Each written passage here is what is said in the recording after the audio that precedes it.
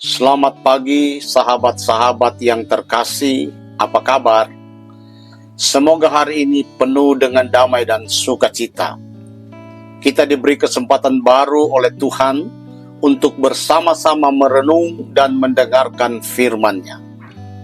Pada kesempatan kali ini, mari kita buka hati dan pikiran kita, serta siapkan diri untuk menerima pesan yang Tuhan ingin sampaikan kepada kita.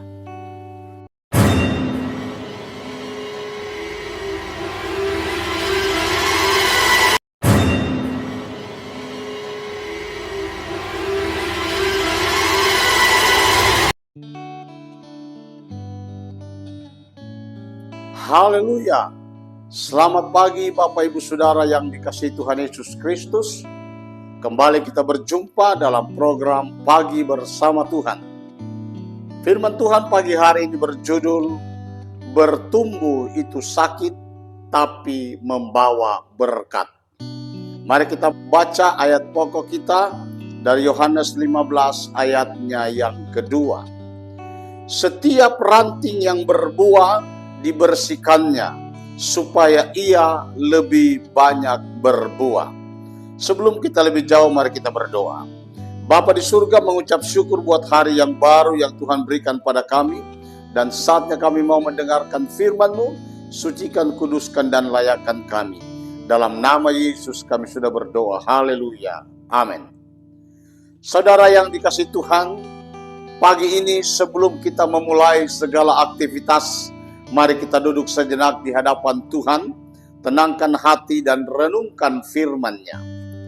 Setiap orang percaya tentu rindu untuk bertumbuh dalam Tuhan. Kita ingin menjadi pribadi yang lebih kuat dalam iman, lebih dalam mengenal akan Tuhan, dan lebih dewasa dalam menghadapi kehidupan ini. Tetapi seringkali kita tidak sadar bahwa pertumbuhan tidak datang tanpa rasa sakit. Ada kalimat sederhana tapi dalam maknanya. Tuhan lebih peduli pada pertumbuhan karaktermu daripada kenyamananmu. Pertumbuhan rohani tidak terjadi di saat semuanya berjalan baik, tetapi justru di tengah kesulitan, tekanan, dan proses panjang yang Tuhan izinkan. Mari kita lihat lebih dalam pada bagian yang pertama. Tuhan adalah tukang kebun yang bijak. Yesus memakai gambaran yang indah dalam Yohanes 15. Ia berkata bahwa Dia adalah pokok anggur yang benar dan Bapanya adalah pengusahanya. Kita adalah ranting-ranting yang melekat pada pokok anggur itu. Dan Yesus berkata, setiap ranting yang berbuah dibersihkannya supaya ia lebih banyak berbuah. Saudara perhatikan, yang dibersihkan bukan ranting yang kering, tetapi ranting yang berbuah. Artinya apa? Tuhan tidak hanya bekerja pada mereka yang jatuh, tapi juga pada mereka yang sedang berhasil. Tuhan melihat setiap kita yang melayani, yang setia, yang berbuah, dan Tuhan berkata, aku mau kau berbuah lebih banyak lagi. Tapi untuk itu ada proses pemangkasan. Saudara, pemangkasan itu menyakitkan. Kadang Tuhan harus mencabut sesuatu dari hidup kita. Rencana pribadi yang tidak sesuai dengan kehendak Tuhan. Orang-orang yang tidak membawa kita lebih dekat pada Tuhan. Atau hal-hal yang selama ini kita anggap penting, tetapi sebenarnya menghalangi pertumbuhan iman kita. Tuhan tidak sedang menghukum kita, tapi Tuhan sedang mempersiapkan kita untuk berbuah lebih lebat.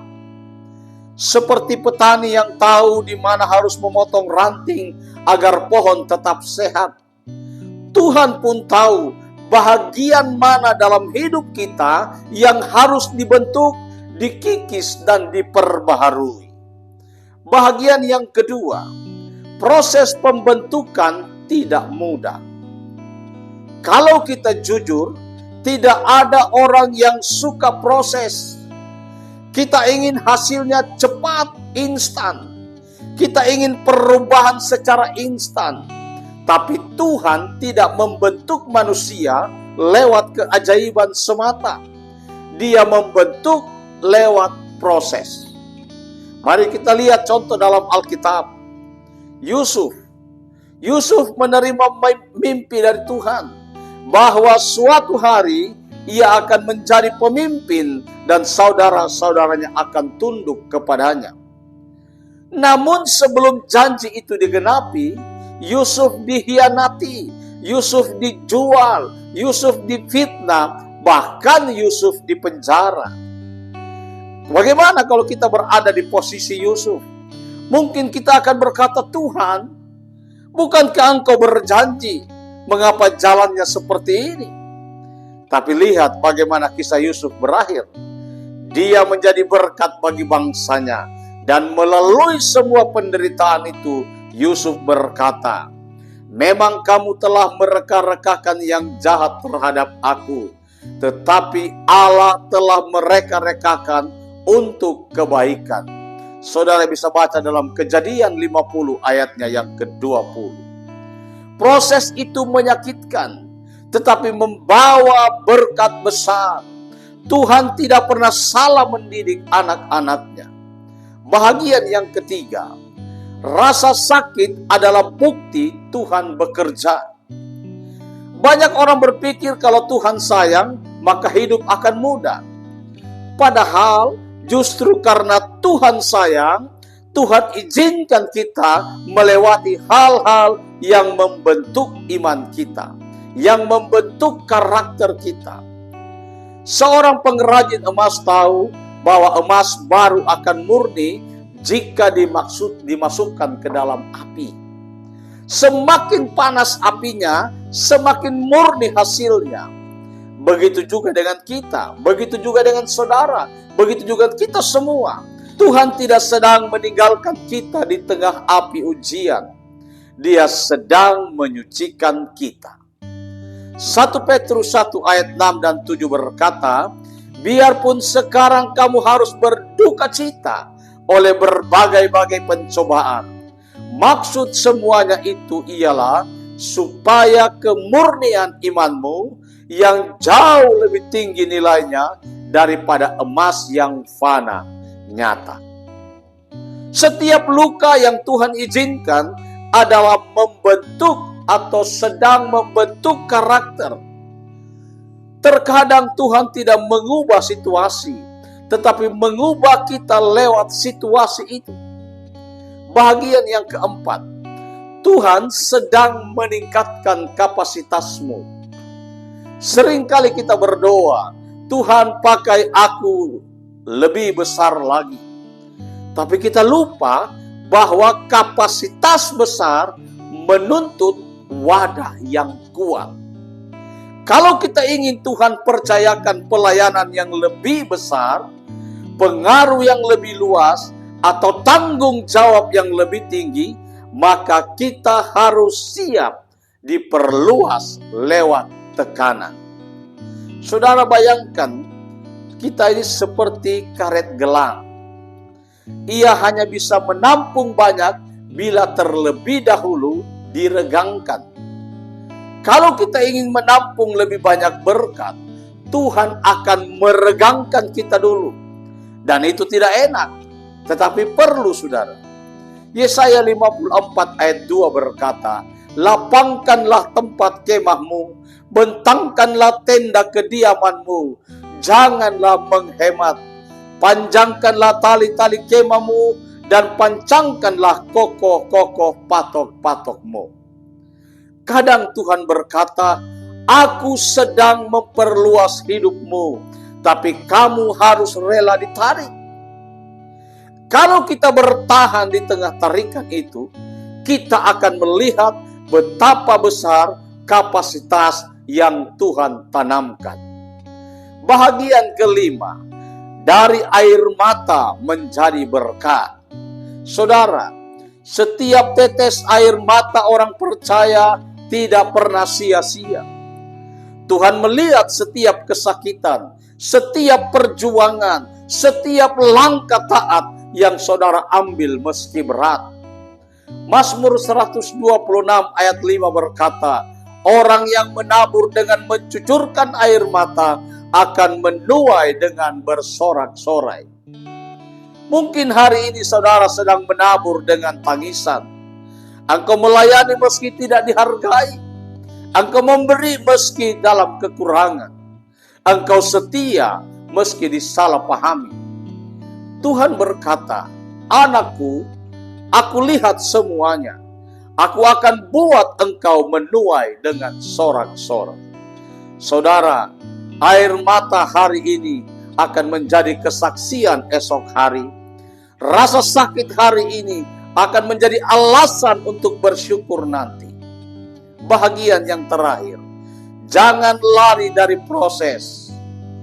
Kalau hari ini saudara sedang diproses Tuhan, jangan lari. Karena setiap kali kita menolak proses, kita juga menunda berkat yang Tuhan siapkan. Ingat kisah bangsa Israel di padang gurun. Tuhan bisa saja membawa mereka langsung ke tanah perjanjian dalam waktu beberapa hari. Tetapi Tuhan izinkan mereka berputar selama 40 tahun untuk mengajar mereka taat dan bergantung kepada Tuhan. Banyak orang ingin hasil cepat tanpa melewati padang gurun. Tetapi tanpa padang gurun, kita tidak akan mengenal Tuhan sebagai penyedia. Tanpa badai, kita tidak akan mengenal Tuhan sebagai penolong. Proses adalah tempat di mana janji Tuhan diuji, tetapi juga di mana iman kita dimurnikan.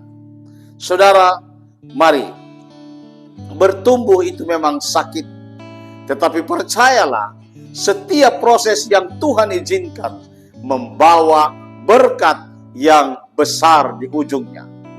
Jangan menyerah, jangan tawar hati. Biarkan Tuhan memangkas, biarkan Tuhan membentuk, karena Tuhan sedang menyiapkan engkau untuk berbuah lebih banyak. Mari kita berdoa. Tuhan Yesus, terima kasih untuk firman-Mu pagi ini. Engkau tahu setiap rasa sakit dan pergumulan kami. Kadang kami tidak mengerti mengapa Engkau izinkan hal-hal berat terjadi. Tetapi hari ini kami belajar bahwa Engkau sedang memurnikan dan membentuk kami. Tuhan, berikan kami hati yang mau diproses, iman yang teguh untuk bertahan, dan pengharapan yang tidak pudar di tengah ujian. Jadikan hidup kami ranting yang berbuah lebat, memuliakan nama-Mu di setiap musim. Hamba berdoa buat seluruh pendengar di mana saja mereka berada. Berkati usaha mereka, berkati pekerjaan mereka, berkati pendidikan mereka, dan biarlah melalui semua itu nama Tuhan saja dipermuliakan. Dan biarlah belas kasihan-Mu ada atas bangsa kami Indonesia. Dalam nama Yesus kami sudah berdoa. Haleluya. Amin.